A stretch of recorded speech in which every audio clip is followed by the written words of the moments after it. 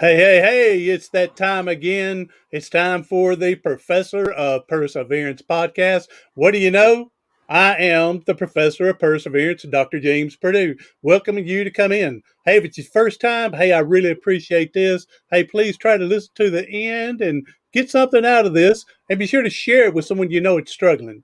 Again, they don't have to be struggling like a quadriplegic for me, or possibly today we're talking about stroke and brain injury, or it could be someone else paralyzed. It could be cancer. They don't have to be going through any of that. But the message is still the same, providing hope that people can get over their situation and continue life.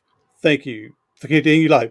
Today, our guest today, again, she has gone through stroke and has some brain injury and is a recovery. And her book, I'll go ahead and announce her book right now, is called Stroke Forward: How to Become Your Own Healthcare Advocate One Step at a Time. Welcome to the show, Thank you very Marcia much, James. Moran. Thank Thank you you, for James. You're welcome. Thank you for coming in and giving us your time. Hey, we got in today, JD. JD, hey, buddy, thank you for coming in today. I appreciate you. Hope you're enjoying this. Finally, the snow clearing out in our area, isn't it? So thank you for coming in. And today we got I hate Pat. Thank you. Hey, shout out to the host. Thank you for this. Thank you for coming in and everything. All right, Marcia. Well, let's go ahead and get started here. And again, I appreciate you being on here and sharing your journey, your story to help other people. And we're going to have a good old time here. So Okay. we're going to get somebody fired up today. It may only be me, maybe JD, it may be Ida, but we're going to get fired up here today. Okay. All right. How about you fire me up? We'll do what we can. That's for sure. I don't mind lighting a fire whenever possibly. So I'll do what I can. So, but Okay. hey, this is your podcast. This is for you. This is for you to get out here and tell us, about stroke, traumatic brain injury (TBI), and how you recovered. So let's go ahead and hop into your journey. Okay. So it's Sunday morning, and I woke up, and I felt a little off. So I texted my friend Rochelle to tell her I wouldn't meet her for breakfast, and I couldn't read the text. So I put the phone down, rolled over, and bam, the most incredible headache imaginable hit me. And despite the pain, I fell asleep. The next time I woke up, I was paralyzed on my right hand side. And I knew I had to either get up or give up. Mm-hmm. So I rolled out of bed and I dragged myself across the carpet using my left hand until I got to the door, which was unfortunately closed. So I reached up and I couldn't grab it because I was paralyzed on the right hand side. So I didn't have enough reach to grab the handle. And I don't know what happened, but eventually I did snag it a little bit and it pulled open. And I don't know how long I waited, but I was wet and tired. Mm-hmm. And so I took a break and I finally started dragging my way down the hall and I ran totally out of gas. And so I just laid there. And I don't know what fell, but something went crash. My husband came upstairs, saw me in the middle of the hall, and asked me, Marcia, are you all right? And that's the point I realized I couldn't speak. Oh, wow. Yeah. So he said, can you speak? And I'm going, no. So he called 911. He took a quick tour around the upstairs to see what had made me collapse. Couldn't find anything. So he came out and waited with me for the paramedics. And they arrived probably in 7 to 10 minutes. And the first one that came through the door said, when did she have her stroke? And that was the first time my husband or I thought of the word stroke. Yeah, That's amazing. And I like the beginning when you said what you had to get up or give up. yeah, How many of us in life are put in a situation where we neither got to give up or get up or give up. And so I think that would be if you ever decide to write another book, and I think that would be a good title for a book there.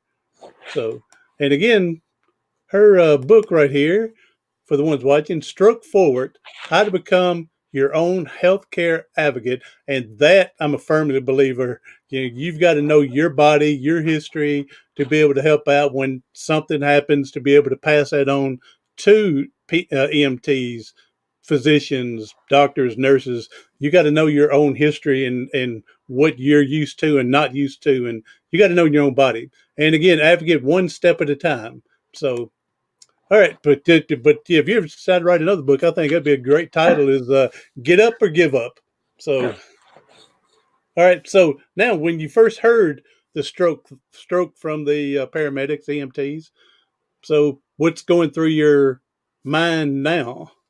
Well, I think I'm at the point where I'm almost not computing anymore. So when they loaded me into the ambulance, I lost consciousness. But my husband says that he was devastated by the word. Yeah. So when I woke up in the hospital, I was dressed in a hospital gown and I had a needle in my arm and my husband was there. So they ran all the tests on me when I was unconscious still. And I really didn't understand too much. I mean, I know the word stroke, but I really didn't think much beyond that. When The we're younger, we don't think of stroke and cancer and heart attack and TBI and being paralyzed. We think that happens to older people. But, and of course, depending on how young or how old you are, you can still be young and not think about that. You can be in the 60s, 70s thinking, oh, it don't happen till people are 80 or 90. You try to push it off as long as you can. Well, 25% of people under the age of 65 have a stroke. That's actually a pretty big percentage if you look at it. Mm-hmm. Yeah, Yeah, that's a huge percentage. yeah, So, yeah. So the first evening in the hospital, a physical therapist came to my room and she said, "We're going to walk around the nurses' station." I went, "Yeah, right." So she put a 2-inch belt on me and she held me up. And she did actually walk me around the nurses' station and I didn't fall. And the reason I didn't fall is she held me up. that's right. That's right.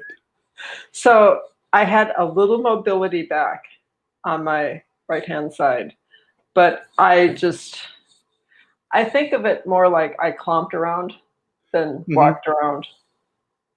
And as soon as she got back to the bed, I fell asleep. Oh, that was enough work for a day. That was enough work for the day. Absolutely. How many years ago was this? Are we talking? Almost What year? 7. 7 years ago. All right. Yeah. And at that point, they did have that medicine they put in that goes in and kind of breaks the clot up. Yes. So ATP or adminosin, um, adminosin. You know what? I can't remember the name of it, but ADP. So they couldn't give it to me because I had been asleep when I got my stroke, and it had to be administered within 3.5 hours of the time of your stroke, and they had no way of knowing. Yes. Yeah. Yeah, I So knew there was a time frame that yeah, they had to get that in. So I didn't know if they knew the time, was able to do that, and I didn't know if they knew what time, how yeah, long. Okay. yeah. So, all right. So now let's jump back to your husband as he's hearing the stroke. You said, just really got devastated with it. So what's going on in his mind? Is he thinking you'll be an invalid, uh, not sure yet, hoping for the best, praying for the best?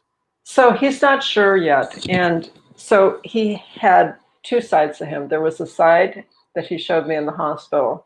So he showed me cheerful, upbeat. And when he left the hospital, he was devastated again. So he called two people and they were our lifeline out to the community. So he had it so where he could talk to two people and two people only, and that made a difference to him. He also talked to my sister, and he asked if she could come visit me. And Mm-hmm. she's a CPA. It's March 30th, and she's going, I'm not sure I can make it this weekend. He said, okay. Well, the next night when he called her, he said, this is the first time I'm afraid. And he was afraid because I choked on chicken in the hospital, and he realized I could die. So there are a couple things wrong with that. I should have been on a fluid diet, Mm-hmm. and the kitchen sent up a chicken lunch for me. And I went, ooh, chicken. And I got it in my mouth, and I started choking. And people can't actually hear you choke because the choke sensor is off. But somebody knew that something was wrong, and I guess they stuck their finger in and took it out. So that's the point where he became really afraid because he said, I could die, and there's nothing I could do about it. So she actually came out the next weekend, which was probably 5 days. Mm-hmm. And it was grateful for him because, again, he was cheerful in my hospital room, but in the evening, he had somebody to talk to.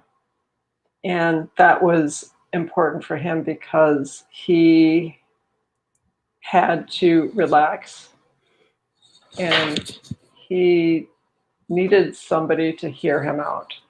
For him to be able to open up and have a conversation to help persuade him things are going to work out okay, Yeah, even if they didn't know for sure. But right yeah, at that moment, he needed to hear yeah, things are going to be good.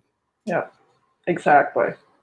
All right. Now let's get back into your story. Go back with you now. And now you said the physical therapist already took you one lap around the Yeah, nursing station, and you're going back home and said that's enough for today and taking a nap. So let's go ahead and get into some of your other rehab and how okay. fast did you start recovering? Okay. So I got out of the hospital on Thursday and I had 2 weeks in rehab, 6 weeks in at home health care, 2 weeks off, and 8 weeks of um, health care in the hospital, but I was an outpatient. And I started recovering kind of well. So when I left the hospital, I was in a wheelchair. When I left the rehab hospital, I was on a cane. Mm-hmm. When I left the outpatient care, I didn't use a cane anymore, but I will tell you, I didn't walk well. Yes. So I actually hired my own physical therapist and I worked with her for a year. So I now look like I walk well, Mm-hmm. although things are still a little bit off. People tell me if they see me down the street, they tell me they can't tell I had a stroke. I think it's really important to know that when I got out of outpatient care, I could kind of walk, but I couldn't walk backwards. I couldn't hop. I couldn't skip. So I could kind of walk. The kind of walk you're talking about, because I'm a spinal cord injury and paralyzed, and I've been to rehabs and I've seen some other people where they're relearning to walk again from a stroke, and there's several ways. It looks like the side is paralyzed. They neither pick it up profoundly to get forward. It's Yeah, not that smooth yeah, walking gait. They're picking up profoundly and setting it down, or they kind of look like they're dragging their toe behind to yeah, get in front of them. So yeah. is that what you're talking about? That the people could tell that you had Yes. had a stroke? So I was one of the ones that picked my foot up really high. Uh huh. Yeah. But I didn't like that. I wanted to be normal again. And what Hmm. I didn't realize is you're never normal again. And this is what we come to learn is called a new normal. Yep, exactly. So I was, I knew for sure I would run a 5K on my first anniversary, right? Hmm. Oh, that's awesome. Yes, I mean setting a big goal like Yeah, that. That's good. yeah, it didn't work. Well, it doesn't have to work out. That's a goal to shoot after, okay, for your first year. So do baby steps and build as best you can. And then when the first year comes, if it happens, that's awesome. If it doesn't happen, what have you learned from this experience? And if it's still a goal you want, push it off for another year and work on it. So it doesn't, yeah, there's a lot of things we can learn when we fail. Yeah, exactly. So that's right. I made it my second year goal, and I didn't make Hmm. that either. Oh, that's okay. Yes, that's all right. So, But by the time the third year came around, I didn't have that goal anymore. So mhm. when I was running for the second year, I actually fell down and dislocated my elbow. Okay. And I went, you know what? I think running is kind of out of it now. Hmm. But that's okay. Yeah, that's okay. Did you think about? I mean, you wanted to run. Were you a runner before? Yes, I Okay, was. so runner. So, do you, after looking back, do you think maybe your first goal could have been walking the trail and then see if you can do the running? And then, of Well, course, when you fell down and broke your elbow, yeah, that's kind of an innkeeper for me as well. yeah. Well, that would have been a perfect way of doing it, but no, I didn't think about that. I just wanted to run. And again, there's nothing wrong with that. A nice goal set, and then yeah, there's nothing wrong with that. Again, Yeah, learn from the experience and build on it. yeah, exactly. So, all right. So I'm glad to hear that. I'm glad to hear that you took the initiative to hire your own personal therapist, Yeah, because insurance, they only pay for a certain amount, yeah, and then once you reach what they consider a normal or a peak, then they're done. So right. I'm glad you were able to get own personal therapists to work with you even more and harder. Yeah, that made all the difference in the world to me. Now, during this time, let's go back to your husband. During this time, was he being your caregiver as you're recovering? Yes. So he took care of everything. The cats and the birds, the bills, um, the things that we had to do the house so that I could come home. He did all of that. And it was August of that year, and he had to go back to work. So he worked from home during my recovery time, and he had to go back to work. And so he said, I'm going to let you take the car out and see if you can drive again. And I went, okay. There you go. It's right. And so I drive a 1997 Miata Hmm. with a gear shift. Oh, the Miatas. Yes, those are nice little rides. Yes, they are. So we got in the car, and I had no idea of whether or not I would shift, and I couldn't get it into reverse, so I had to use my left hand.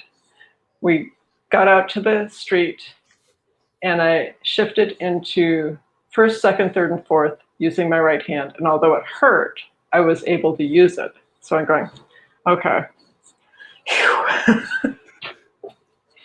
So we got home, and that night he said, okay, you can drive 4 miles and you cannot drive on the highway.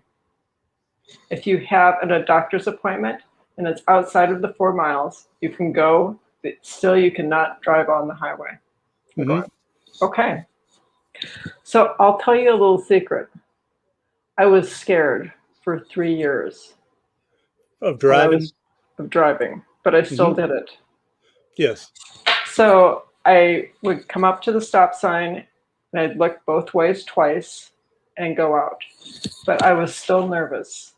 And I think what it tells me is that despite your nerves, you have to take a chance. exactly. And how do we break our fears is to overcome them. Yeah, And even though it took 3 years, yeah, that's still, it's a great accomplishment. And think about the freedom you gained by getting back out and driving by yourself. yeah, Because I remember when I first got injured, I didn't drive. I didn't think I could ever drive again. yeah, I'm paralyzed, barely move my arms and hand, and I didn't know any other people in wheelchairs, so I thought driving was out of the rim now. yeah, And when I first got to start driving again, oh, the freedom it brought on. yeah, exactly. And that is actually the day I started taking some of the advocacy back from my husband because I felt I had some freedom now. Hmm. Yeah. So, So and lighten his load a little bit. yeah, although I'd say that sometimes it was a little harder to take it away from him. Now I can understand that too. There's a Yeah, lot of things that I've learned to do, and then there's things I've come used to. If someone else would do it for me, I could be done 10 minutes earlier. right.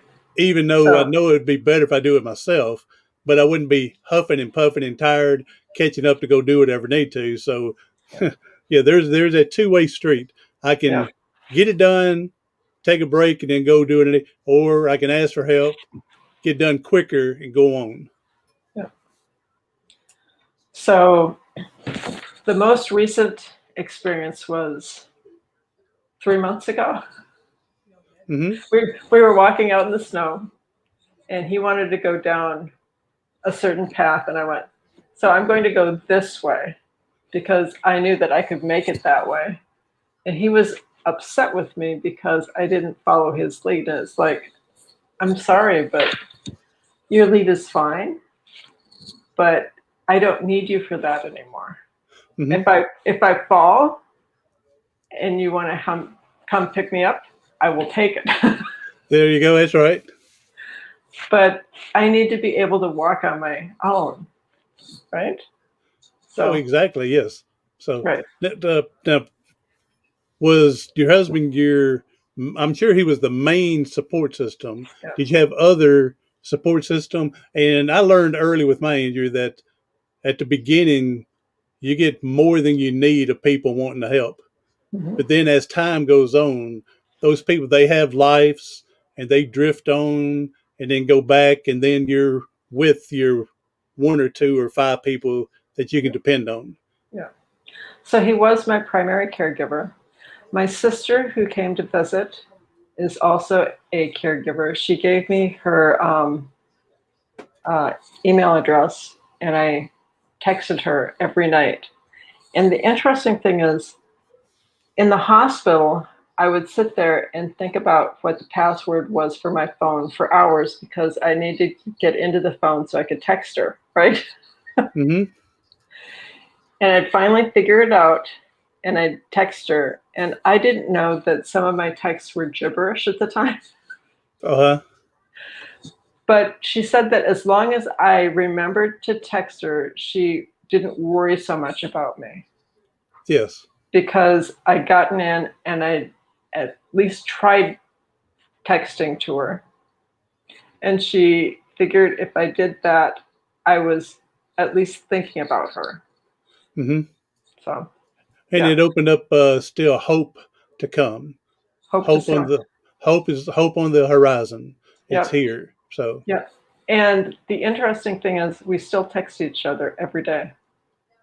there you So, go. so it's been almost 7 years, and I don't think we've ever been so close. And my older brother and I are real close. Yeah. So I tell people if it wasn't from my family, I got hurt when I was 19. So it went Oh, from my mom and my two brothers, my grandmother, with them supporting, sacrificing stuff to make things better for me, I wouldn't be where I'm at and be successful as well. yeah, So it's one of them things where I say God knew I needed to be with this family before I was even born into it. yeah. And for us to be prepared for all this. Yeah, and I think that's a really important point that you make. So my husband is really sensitive about needing to be positive around me. My sister was positive around me. All the people around me were really in good spirits around me most of the time. So they made it possible for me to grow that way. Because when you've had a stroke, you've got nothing that works. You Oh know, yes, oh my yes. my brain was kind of working, but it didn't remember any of the new stuff coming in. So it had old stuff and that was fine, but some of the new stuff, it took a long time for me to understand that I had to teach myself to read again, to write again. I mean, all of that stuff is gone. hmm Yeah. our brain is remarkable, isn't it? Yeah. So much we put it through, and Yeah. they claimed it. Scientists claim we're only using what 10% of it, 20% tops. And if we were to use the 100%, there's no telling what could be done. Yeah. Yeah. So now let's get a little bit into, and I'm just guessing because I know what my answer is for me. At any point, did you have a depression state, and here your sister and your husband's trying to get you up to get you out of going rock bottom with anything? So 30% of stroke survivors have depression, and I was not one of them. All right, good. That's awesome. Yeah. So that is awesome that uh, you have that much positive outlook, that much. I mean, I don't know. I don't want to say religious or spiritual, but that much faith in something Yeah. else is going to happen. And of course, knowing your support system is there to help guide you along as well. So that's Yeah. awesome. I went through a depression and I didn't realize how bad it was until I got out of it. But I was in it the first 5 years of my Wow. injury. And yeah, I was looking for that cure to walk again. I went to like 18 different rehabs in 5 years. Yeah. And so, most of them were 1 day evaluations and come home. But yeah, and then when I finally got out of it, is when I realized how bad I was really in it. Right. So, Yeah. oh, It's hard when you have so much that you want to do and your body just does so much. Like, you can do it maybe, but yeah, as long I'm as you have, sorry. as long as you have that hope that's Yeah. still in there, knowing you have that potential. It just when that hope is taken away, Yeah. is when things get bad. And when you view things differently. See, I didn't have the outcome, the look. I mean, I always thought I would walk again. Yeah. I was a big athlete. I was hoping to be a professional baseball player. And so when I lost that, then I'm thinking, what am I going to do in life? So Yeah. I didn't have, I don't know if you've heard of a man named W. Mitchell. In the late 60s, he was in a automobile. He was riding a motorcycle and someone hit him and he got 60% of his body burnt. Face, Oh. lost his fingers and just mittens, and 60% body burnt. After all the skin grafts recovering 4 or 5 years later, he's learning to fly them planes and he comes down to land. It bounced on the landing pad and stuff. And when the other people got out, he went to go get out. Then he got paralyzed from where the plane bounced. So he Oh. had two huge dramatic episodes in his life. But here's what I've learned from him, and I wish I'd had this attitude when I first got injured. Is he tells people I used to be able to do 10,000 things, but now I can only do is 9,000. I don't concentrate on the 1,000 I can't do. I concentrate on the 9,000 I can do. So I Yeah. wish I'd have had that attitude. All right, so I can't do that. But here, let's do what I can do. Right. That makes total sense. Well, it seems like with you, you said you didn't go through the depression. You had that hope. And again, when you're seeing improvements with your therapy, that's got to keep your spirit up and going. Yeah. Well, I have to admit that there were days where I didn't feel all that great. hmm But despite the pain, I still worked out every single day. And hmm that means the speech therapy, the occupational therapy, the physical therapy.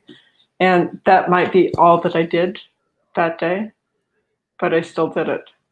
But again, that's enough when you're trying to relearn your body again to get it to the best of its ability Yeah. after this traumatic injury. Well, I think that doing it every day is on the 10,000 steps to doing something perfectly or well. Mm-hmm. So when you start out and you're not walking, just like a baby, it rolls over. And then later it learns to crawl, and then later it learns to kind of walk. And Mm-hmm. there's a lot of falls then. And that's what I looked at is like, okay, I'm kind of walking now, so I'm going to get my 10,000 steps in and see if maybe I will walk better. And I did. I mean, like I said, I can walk, I look like I walk, and no one can tell I had a stroke. Mm-hmm. Yeah. That's what's well. I really enjoy your perseverance since we're the Yeah. professor of perseverance, the perseverance it took to do all this. Yeah. And I still think if you're going to write another book, get up or give up. So that's your title. So and let's discuss a little bit about your book here, Stroke Forward: How to Become Your Own Healthcare Advocate, One Step at a Time. And someone give you encouragement to say, Marcia, you need to write a book, or did you say, Marcia, you need to write a book? I was in the hospital and I said, you have to write a book. So when I sat down to type the first time, I could do 2 paragraphs and it took me all day. And Mm-hmm. part of it was I couldn't remember how to spell words. So I couldn't remember how to even think of a word. And then I couldn't remember how to spell things. So it took a long time to figure out how to put everything together. Mm-hmm. So it took me 4.5 years to write and publish it. No, there's nothing wrong with that because, believe it or not, it took me 12 years to write my first book. Wow. Well, now, when I say 12 years, I'd write a page and then I may not start do anything for 3 months, Right. or I'd write 2 paragraphs and then come back a month later. So I just tell people it's a miracle in itself. You know, when we upgrade our computers, it's a miracle that I didn't lose this in Right. transition to be able to Right. get it. But when I finally, my last episode of something that went with me, and I won't get a lot into it, but I attempted suicide. And when I lived through it, well, I attempted 3 times in 3 days. That's how bad I wanted out. And Oh my God. so the psychologist advised me need to write a book.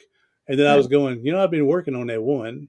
And so that's when I decided after I lived, he said, you got a story to tell. You need to help other people. And that's Yeah. what got me doing podcasts now, this and my YouTube channel to help out other people. Yeah. And so yeah, his encouragement to go ahead and finish the book. And so I thought, well, no need putting it off anymore. Let's get her done. So, so so that was my episode that finally gave me the kick in the butt after Yeah. surviving. Yeah. So all But right. what a So great thing to, I mean, so it is a journey for me. It took me 3 times of rewriting it before it was actually ready to be published. mm-hmm, And so I grew so much time after time after time. So the first time I wrote it, it was so bad. I went, I'm not even going to read this. yeah. So I put it down. I came back in 6 months and I said, okay. And I started writing it again. And I was better. I was actually really vulnerable, except for when I was writing about my family. And that was Mm-hmm, like totally nothing. The third time I wrote it, I said, okay, I'm going to be completely honest. And it came out and I went, okay, I'm just going to publish it. And if people don't like it, I'm sorry. But this is how it felt. So it's got bad things and it's got good things. I think those are I don't want to say perfect books, but the best ones, I think. I Yeah. mean, if you just sugarcoat and give them all the good, what came out of it, that doesn't help anyone. because they're not at the goods. They want to see and read and hear the struggles Yeah. so they can go, this is real because I'm going through this. And Yeah. then when you hear the good stuff, the sugary stuff, then that gives them that hope then. Yeah. So no, you did right. That's, and I'm not a, I don't call myself a real author. I mean, I just wrote my book and just me. No one's ever, put me on the, well, I do have one book on the best-selling list, but but I don't consider myself a real author. Right. As my English teachers in high school and college, they'll tell you, yeah, James is not an author. So, yeah. So, I think, in my opinion, yes, it has to have the falls, the fails, as well as the success. Yeah. So to keep it honest and open for people. Yeah. So, well, Marcia, wow, this has been an amazing story. I'm glad that your journey that you kept, again, used the word perseverance, persevered and going through, because people, and I know people that would have gave up. They would have Right. said, get up or give up, get up or give up. They would have gone, no, this is it. I don't see anything coming out better, and laid in bed for 10 years from there. And so I'm glad you were not in that percentage of the people, that you persevered and overcome. And Thank appreciate you you. being on the show. Thank you very much. So is there anything else you want to finalize with before I ask you for that powerful statement? Nope. Let's do it. Let's go for it. Let's do it. All right, now. So let's go ahead and wrap her up here. And I want to thank JD and Aheda for coming in today. And again, anyone else, hey, be sure to share it out later. So, all right, Marcia, go ahead and give us just some powerful statement that's going to Okay. help someone struggling today, that they can grab a hold of it and help them get out of the situation, even if it's just for today. Okay. So I'm going to tell stroke survivors, never give up. So every time you do a movement again and again and again, it takes 10,000 times before you get it perfectly. Well, you might not do it perfectly, but you will do it better. And I'm going to say that for the caregiver, please remember to take care of yourself. You have to get enough sleep, you have to exercise, you have to eat right, and please be kind. I know sometimes we make it tough, but please be kind. Good deal. Again, appreciate the words of encouragement to help someone. And I told other people, they say this stuff gets on the internet to be forever. So hopefully in 100 years from now, whatever this will be called, someone's going to come across your journey and it's going to help someone in 100 years. So hopefully. So, Marcia, again, thank you for coming in. Tell your husband I said hello. I never met him or anything, but tell him I appreciate that he was your caregiver, your encouragement, and to your sister as well. Tell them I say hello and thank them for being there in your time of your trauma and needs. So, I will, James. Thank you so much. all right. Everyone else, hey, thank you for coming in. You can share us out to someone you think is going to help. Again, they don't have to be a quadriplegic. They don't have to be a stroke survivor or anything like that. The message is still going to help someone. So, and here I had Pat is thanking for sharing. So, all right, everyone else, do something today, tomorrow, something next week that's going to help you persevere past your paralysis.